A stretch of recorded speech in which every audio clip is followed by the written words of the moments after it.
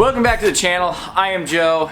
In this week's video, I figured we'd talk about some things that I love about our GX470. Stay tuned. First off, we can talk about the engine. It's a 4.7 liter dual overhead cam V8. Runs on timing belts. And because it's timing belts, you do have to have them serviced about every 100,000 miles. But because they're timing belts, that is a silky smooth running engine. That thing has no vibrations in it, goes down the road just as smooth and as quiet as you could want, and it's awesome. It's not fast. It's not even quick. It is, let's see, how can I convey this to you? It has exactly the amount of power that you would want your big, heavy, mid-size SUV to have when you put your foot in it and are trying to get through traffic. It has just that amount of power where you go, oh yeah, this thing does have a V8. That's how much power this has. I don't know what the numbers are, and it's 15 years old, so who knows how much it's lost.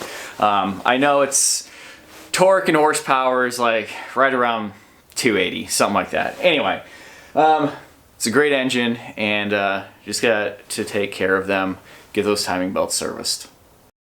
Moving on to the interior. It's going to be hard to explain on camera, but the interior of this is a very nice place to be. Yes, it is 15 years old. Yes, there is some cracks in the dash. Yes, the leather is not perfect, but let me tell you that the quality of leather in these versus a 4Runner is so much better. The door panel leather and upholstery, it's a very, very nice, comfortable, quiet place to be. There's really no squeaks, no road noise. There's got to be more insulation in these than a normal 4Runner. And sitting in the driver's seat is just really comfortable. I much prefer the driving position of this over the 4th gen that I had. The seat is a little bit higher up. The dash is just a little bit raked away from you a little bit more. The steering wheel has tilt, obviously, but it also can move in and out.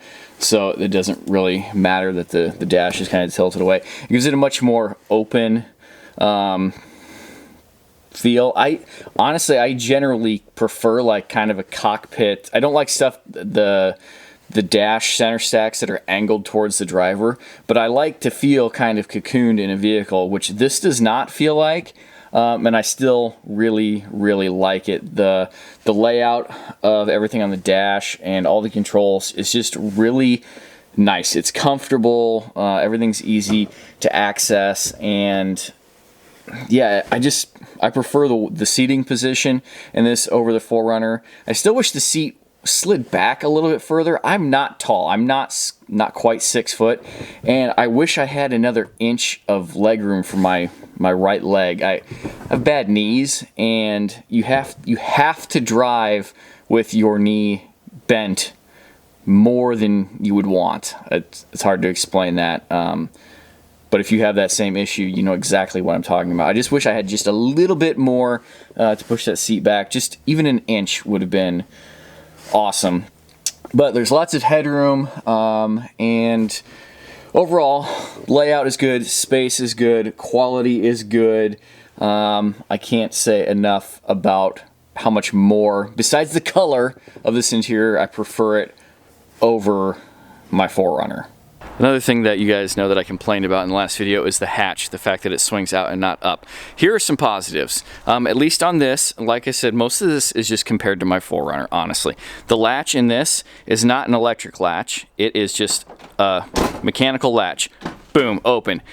That is, it may seem like a small thing, but it is way faster to pull that latch and start opening it than it was for my 4Runner to pull that electronic latch and let it unlatch and then start to open. And then instead of having hydraulic lift cylinders, which mine were good, to raise that up, you're just boom, open, you're in. I will say that's pretty handy. It's a lot faster to get into, pop it open, throw some stuff in there.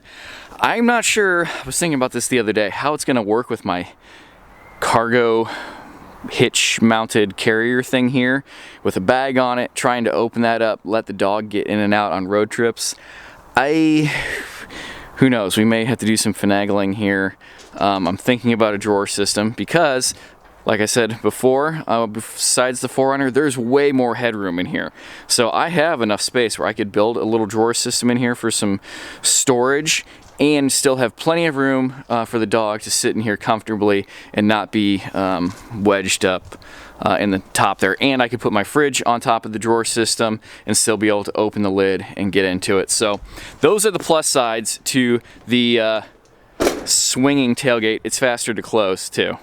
All right, I don't know if this is necessarily something that I love, but I know that when I complained about this center console area in the other video, I told you it had some pluses, and I figured I would touch on that real briefly. When you have these armrests down, at least from my wife, she loves it because she can just set her purse right in there, and it's wedged in there. It's easier for her to get things out of while she's driving or while she's a passenger. She doesn't have to stick it on the floor, and it fits really good there. You can set other things there, like, I don't know, a box of donuts. You can do that. But also, because it's lower to the ground, you can reach through here for, Dad, I dropped this on the floor. Dad, can you hand me this?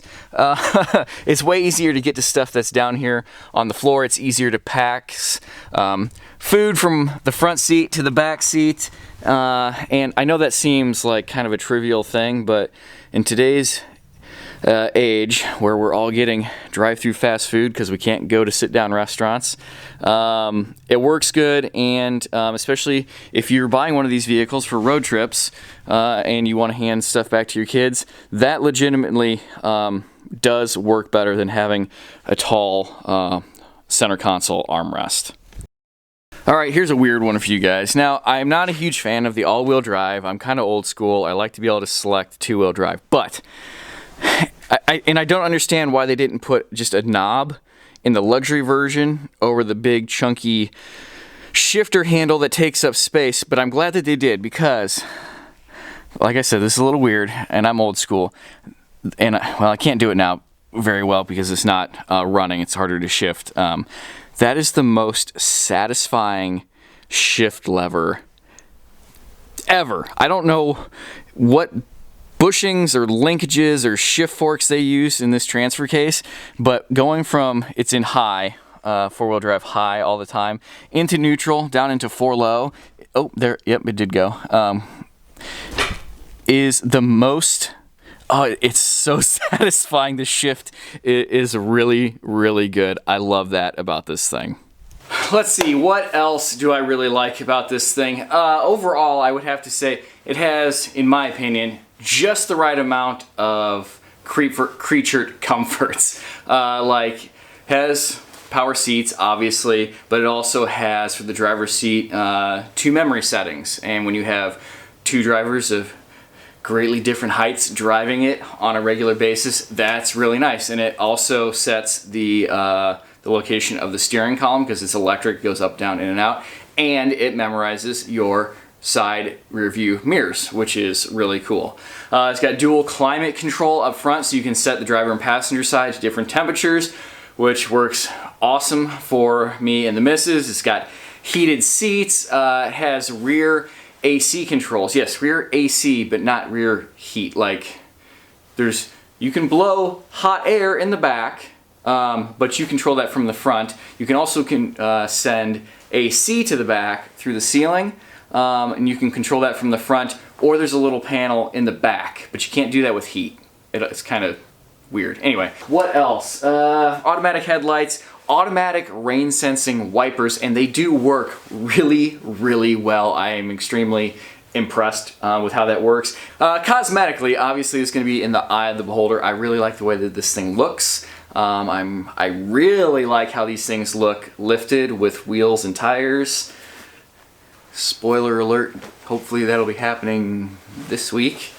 Anyway, I really like it. I like it more than my 4Runner. Every time I get in it, I tell the missus, I'm so glad that we got this and not a 4Runner.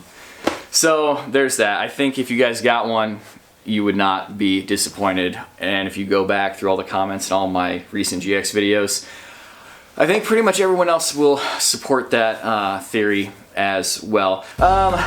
If you haven't already checked out my older videos and you're new to the channel, be sure to check that out. You'll understand why I'm comparing this to my 4Runner, or my old 4Runner before it got totaled. And you'll see all the stuff that we did to that, and a lot of that stuff is going to translate into getting worked on with the GX, because if you didn't know, underneath they are basically the same vehicle. So lots more modifications to come on the GX. Head on over to Instagram and Facebook, links down below, where I post a lot more often down there. I've been giving stickers away on Instagram. If you aren't following me over there, go check that out, and maybe you get yourself a Hawkeye Garage sticker. But anyway, Christmas is coming up this week. Merry Christmas, Happy Holidays, whatever you celebrate. I don't care, I celebrate Christmas, so I say Merry Christmas. And so have fun with that, have fun with your family, stay safe. And comments, questions down below, and always email me, HawkeyeSkunkWorks@gmail.com. So until next week, thank you for watching, take care, goodbye.